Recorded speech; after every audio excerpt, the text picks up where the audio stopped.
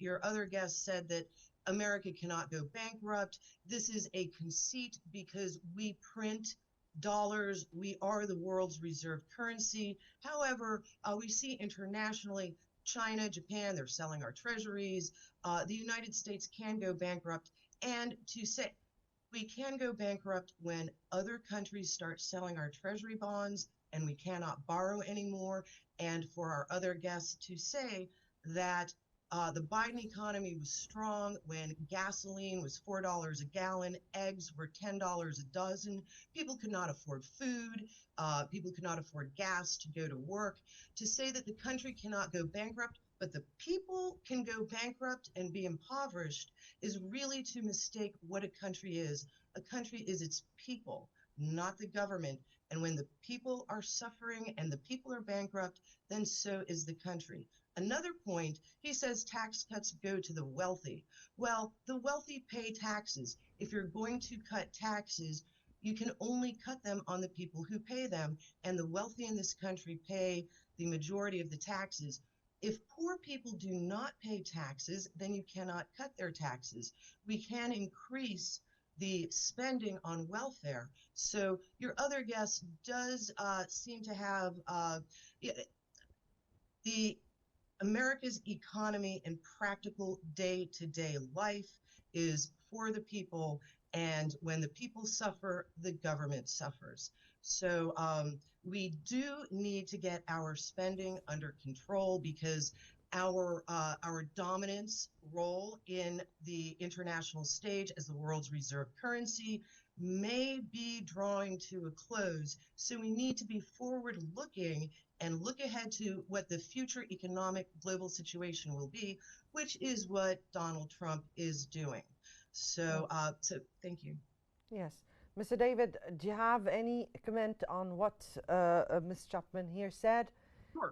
Sure. I mean, first of all, she's just wrong about the U.S. going bankrupt, and it's about its economy. As The Economist magazine, a very sober business publication, said, the American economy was the envy of the world. Without a doubt, people at the bottom were having a hard time. But you know what happened under Joe Biden? And I'm not a fan of Joe Biden. The incomes of the bottom half of Americans started growing faster than the average incomes. And I track this and write about it every single year for the last 30-some years. This had never happened until now. The top had been pulling away, and that changed under Biden. The increase in income was going to the bottom half of people, 20% faster growth than the top half of the economy. In addition, as I pointed out and your other guest ignored, the tax burden on the very wealthiest Americans is 60% lower today than it was in 1961. She can read my articles documenting this from the official government record.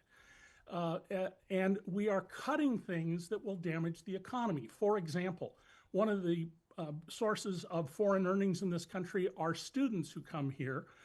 They pay full freight. So professors like me actually are people who are bringing money into the U.S. economy and helping to subsidize the education of other students.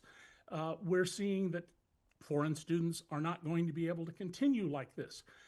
We are seeing China and India make enormously huge offers to research scientists because of what the government's doing to Harvard and Columbia and other schools to attract them, to get them to leave the United States. And the bottom line to all of this is that Donald, whom I've known and covered now for 37 years, he doesn't know anything about economics. He is proposing something known as mercantilism, which is an economic idea before the American government began, that basically says if you have a dollar or a piece of gold and I don't have it, the only way to get richer is to take yours away.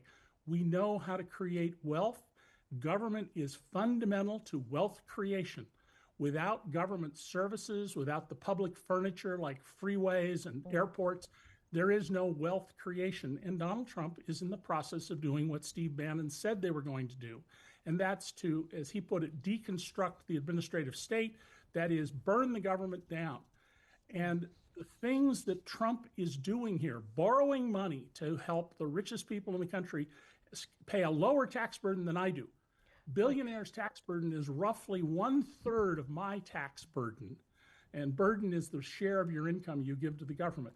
That doesn't work. And the idea of progressive taxes, more you have, the more you pay, Right. that's an ancient principle. It's in the Old Testament, it's in the Quran, it is in the laws of ancient Athens. It is the oldest surviving principle in Western civilization. Borrowing money to give tax cuts to billionaires, that only adds to the problem your other guest is so worried about. Yeah. And just to be clear, as long as the U.S. can borrow in its own currency, China or Japan want to dump their bonds, that will cause harm. But the U.S. government, as a matter of fact, cannot go bankrupt unless it's overthrown.